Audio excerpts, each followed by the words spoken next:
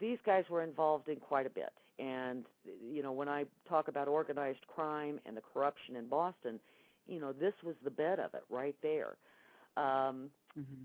Trooper Palumbo, I have come to learn, he was an experienced officer. He had worked for a long time. I actually met him face-to-face at one point in time, although he didn't look anything like, at that point in time, he was clean-shaven and his hair was cut. Different looks at different times. He did follow some women in Logan Airport and gave them a ride. They did not know who he was initially and had turned around and confronted him. And that was at the same time, in the same time frame as he and Sergeant Tamaro were working with the informant Robert Bond trying to develop a statement. And the thing that's kind of significant about that is that one of those two individuals was someone who would have had personal knowledge, in relationship to the Iannuzzi case and perhaps other matters. So that was, that to me is something that really sticks in there as being something that's very significant. The incident that took place in January of 1982, I don't know for certain whether it is Andy Palumbo. It was an undercover cop at the Greyhound bus station that gave a ride to a woman who had missed her bus, and he gave her a ride over to the other bus station. She said that he identified himself as an undercover cop, that everyone in both locations knew him. Certainly that would be a location where an undercover cop would work, just in the same fashion that they would at the airport. I mean, those were, entry-exit areas for the city. Trooper Palumbo also worked with all these different people that testified, people whose testimony was coerced, people whose testimony was changed, people who were threatened with prosecutions, or with two women were threatened with losing their children. And their testimony changed in the Iannuzzi grand jury to the Iannuzzi trial.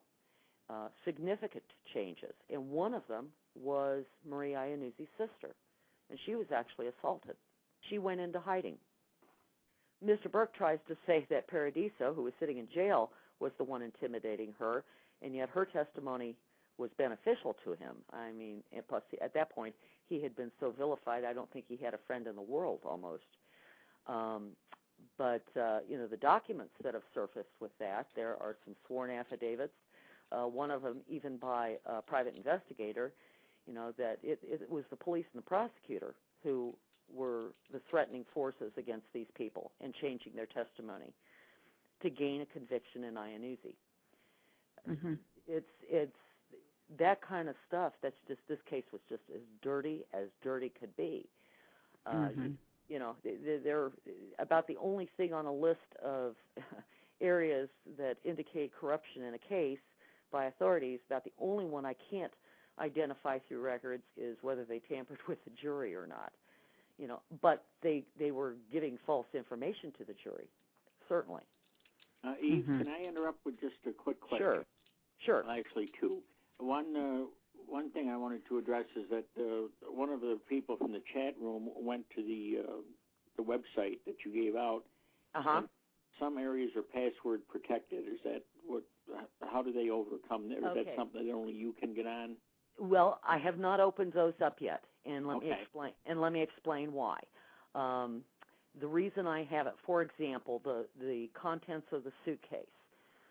There's a question because Mr. Burke has identified and made claims in his book about certain items in the suitcase.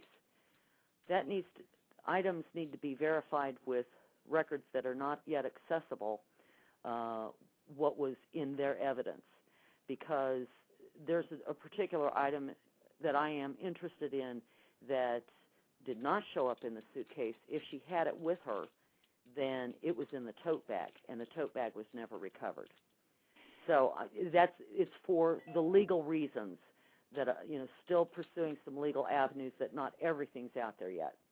But it will be as it will be. It will be. It will be. The other question is, and I don't want you to answer with a name here. Okay. But want to know if, based on all the information that you have now, information that the rest of us don't have at this point, in addition to the questions about how the investigation was handled and about Paradiso and all this stuff, do you have, in your own mind, a suspect? Do you think you know motive and suspect for Joan's murder? As far as motive, I'm looking at some information right now that may very well lend itself to motive. And I'm very concerned about the stuff that I'm going through right now. But, do I believe I have knowledge of who had specific knowledge about the case? I believe yes. I believe, and here's why. The informant statement that was used for both cases, Robert Bond's statement that was taken by Trooper Palumbo and Sergeant Tamaro, it was a false statement. There's plenty in there that's false. There's plenty in there that authorities had information already in their files to know that they were not producing a true statement. That's number one. But within that statement, they maintained a boat theory, which explained why there was no body, and they kept pushing it even as they gathered more and more information to exclude it. The second thing is they abandoned the MO that they were trying to attach to Paradiso for all these other murders and all these other things of strangulation. And strangulation, by the way, was actually a multiple choice option that Robert Bond gave these officers in his interview with them. So, I mean, he was kind of throwing out and leaving things open for the officers to kind of pull it together the way it suited them.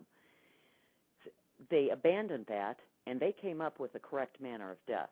Robert Bond pointed to the correct place on his head and described a lot of blood. And most assuredly, this injury would have created a lot of blood. The third thing is that Tim Burke and Palumbo, in their documents to the court and the way things were represented to the media, they actually twisted their informant's information. The informant's statement said that he hit Joan in the head to subdue her, then he raped her, and then he dumped her in the ocean. The way they came forward with it was that Paradiso raped her, then hit her in the head, and then dumped her in the ocean. If you've got a case that's got merit, you don't have to be hiding all these things. You don't have to be lying. They were bringing forth one of the things they asked. I am certain that the officers in that room, when they were interviewing Robert Bond, one or two of them knew what happened to Joan. I